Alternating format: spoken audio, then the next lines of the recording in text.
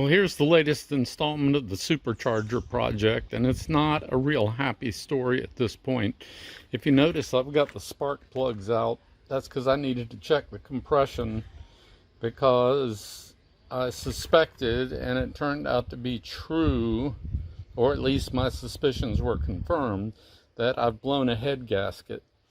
There's the back two cylinders, the spark plugs are wet, and it was blowing a lot of smoke out.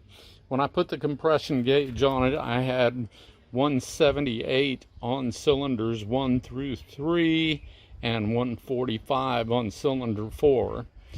Now, I could blame this on the supercharger, but I think the supercharger just exacerbated a problem that I already had, which was when I installed this engine steady back here in the back, I had to undo one of the head bolts to put it on. And I'm a firm believer in not undoing a head bolt unless you're taking the head off.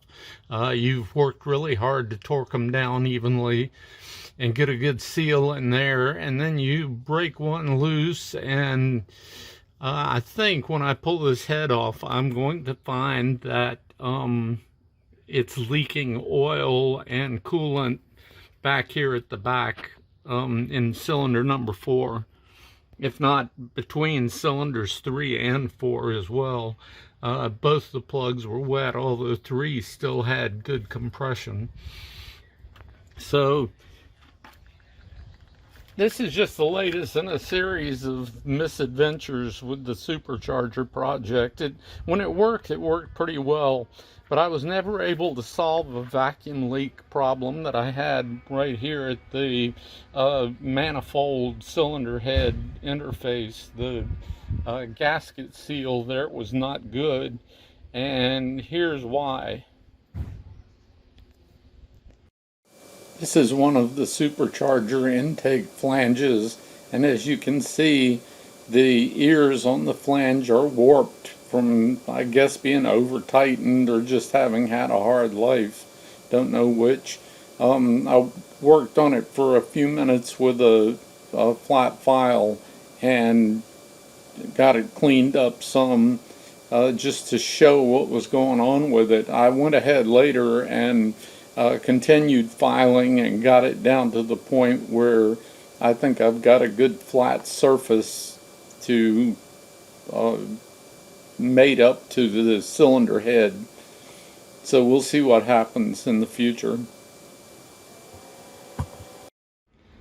I don't really suspect anything wrong with the cylinder head itself, so because it was just reworked not too long ago, and so I don't have any fears about just putting it back together. I've got a gasket, a headset with a head gasket, manifold gaskets, that sort of thing.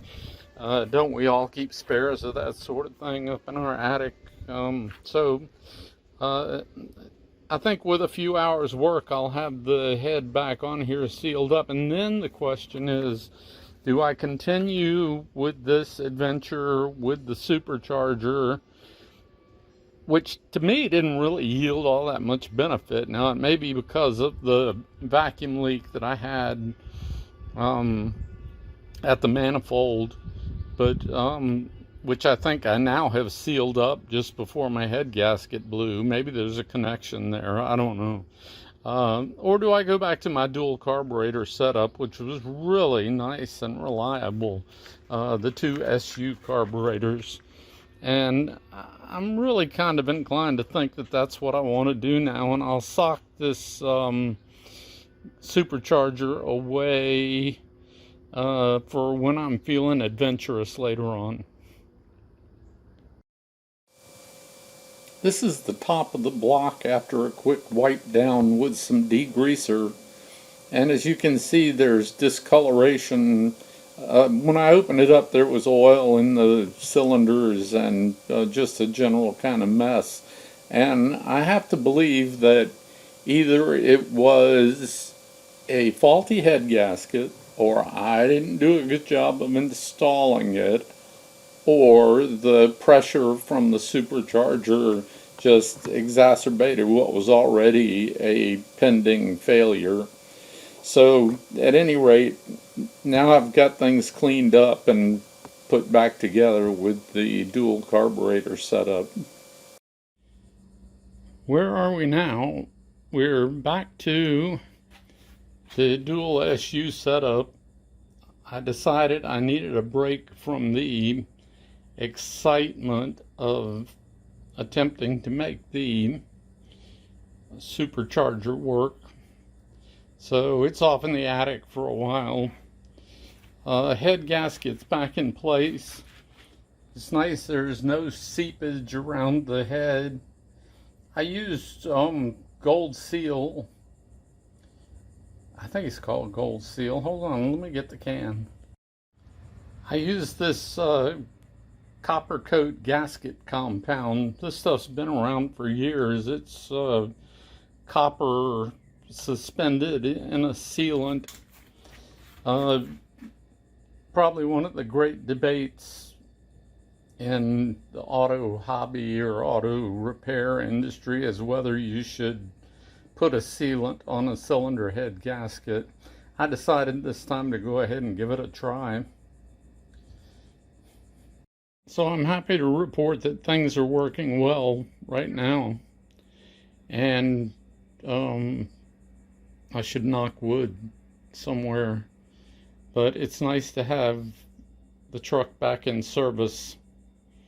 And we'll see where the next adventure takes us. Oh, one more thing I wanted to point out is that I got this extendable bonnet lift from ESM. You simply pull on this ring and it retracts back down to the normal size and shape. But this has been a lifesaver working under the hood here to keep from bashing up my bald head on these sharp corners. So I think this is a real game changer here for me anyway. And worth every dollar. Highly recommend it. I also put silicone gaskets on the rocker arm cover and the tappet covers down under the carburetors down there. And I glued them onto the pieces with Hylamar blue gasket sealant. I swear by this stuff. I get it from Amazon, and it's some sticky, ooey gooey stuff.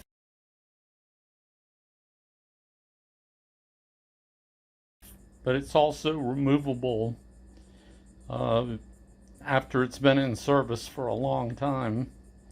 But it does a really good job of sealing stuff up, and it is adhesive. This is the bonnet stay back in its normal position and closes up just like the stock one does.